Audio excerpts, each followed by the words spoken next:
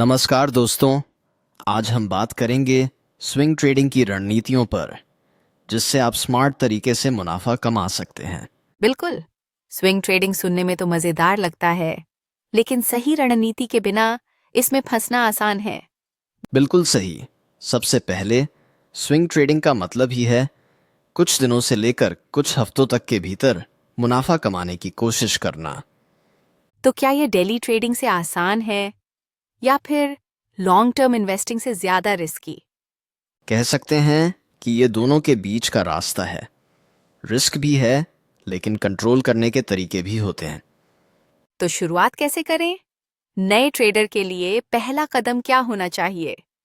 पहला कदम है सही स्टॉक्स का चुनाव करना, जो वोलाटाइल हों लेकिन उनकी मूवमेंट प्रिडिक्टेबल हो। मतलब जो स्टॉक ज्यादा तेजी से ऊपर नीचे हो लेकिन बिना लॉजिक के नहीं। सही समझा ना? बिल्कुल सही पकड़ा। और इसके लिए टेक्निकल एनालिसिस का बेसिक ज्ञान होना बहुत ज़रूरी है। जैसे कि chart patterns, support and resistance levels वगैरह। हाँ, बिल्कुल। स्विंग ट्रेडिंग में चार्ट्स आपके सबसे अच्छे दोस्त होते हैं। कौन कौन से चार्ट पैटर्न्स पर ज्यादा ध्यान देना चाहिए?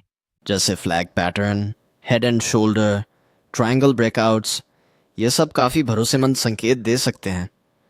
अच्छा, तो स्विंग ट्रेडिंग में टाइम फ्रेम का क्या रोल है? बहुत बड़ा रोल है। आमतौर पर डेली और 4 आवर चार्ट्स का इस्तेमाल करते हैं। अगर किसी ने गलत टाइम फ्रेम चुना तो क्या नुकसान हो सकता है? गलत एंट्री या एग्जिट हो सकता है, जिससे अच्छा मुनाफा मिस हो सकता है या नुकसान बढ़ सकता है। समझ गया। अब रिस्क मैनेजमेंट की बात करें तो कोई खास मंत्र? सबसे ज़रूरी है स्टॉप लॉस लगाना। बिना स्टॉप लॉस के स्विंग ट्रेडिंग करना मतलब बिना हेलमेट बाइक चलाना। वाह, क्या शानदार उदाहरण दिया। स्टॉप लॉस तो एक ढाल की तरह है ट्रेडर के लिए। बिल्कुल। और रिस्क रिवॉर्ड रेशियो भी ध्यान में रखना चाहिए। कम से कम 1.2 होना चाहिए। मतलब अगर मैं 100 रुपए का रिस्क ले रहा हूं तो कम से कम 200 रुपए कमाने का टारगेट होना चाहिए। बिल्कुल सही। इससे लॉन्ग टर्म में फ़ायदा होता है, भले ही कुछ ट्रेड्स गलत चले जाएं। तो क्या हर स्विंग ट्रेडर को न्यूज़ और इवेंट्स पर भी ध्यान देना चाहिए? हाँ, लेकिन लिमिटेड तरीके से। ज़्यादा न्यूज़ देखकर घबराना नहीं चाहिए। मतलब न्यूज़ को ध्यान में रखें लेकिन डिसिप्लिन्ड रहें, इमोशनल नहीं। बिल्कुल। और इमोशंस कंट्रोल करना स्विंग ट्रेडिंग की सबसे अनदेखी लेकिन ज़रूरी स्किल है। वैसे इमोशंस काबू करना तो लाइफ की हर फील्ड में काम आता है ना? हाँ हाँ, बिल्कुल सही कहा। ट्रेडिंग भी कहीं ना कहीं ज़िंदगी का ही रिफ्लेक्शन है। अब थोड़ा ट्रेडिंग प्लान बनाने की बात करें। ये कैसे तैयार करें? हर ट्रेड से पहले क्लियर होना चाहिए। एंट्री पॉइंट, स्टॉप लॉस और टारगेट। और हर रात अगले दिन के लिए प्लान तैयार करना चाहिए, सही? बिल्कुल। तैयारी के बिना ट्रेड करना बिना नक्शे के ट्रैकिंग करने जैसा है। सही कहा। अब थोड़ा रियलिस्टिक एक्सपेक्टेशंस पर भी बात करें। बहुत ज़रूरी मुद्दा है। हर ट्रेड से बड़ा मुनाफा नहीं मिलेगा।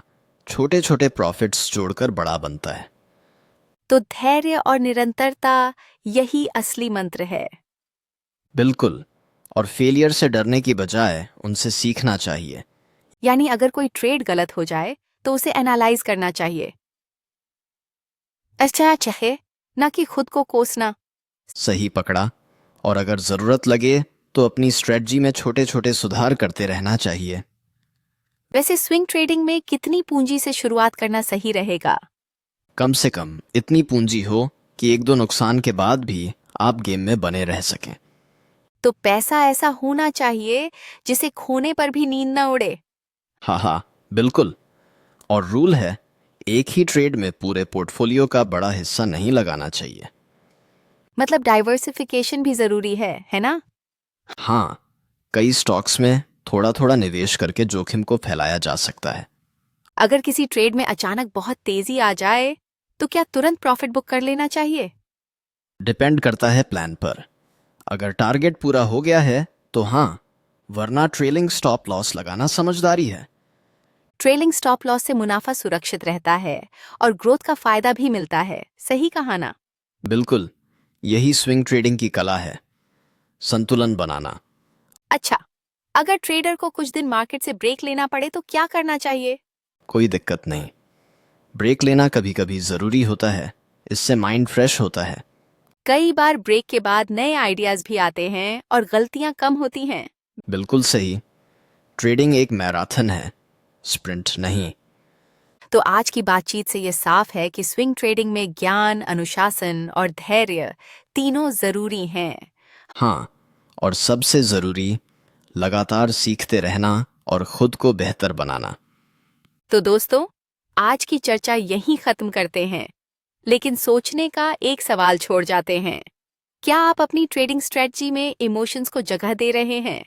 सोचिए, समझिए और अगली बार और भी मजबूत होकर ट्रेडिंग कीजिए। धन्यवाद।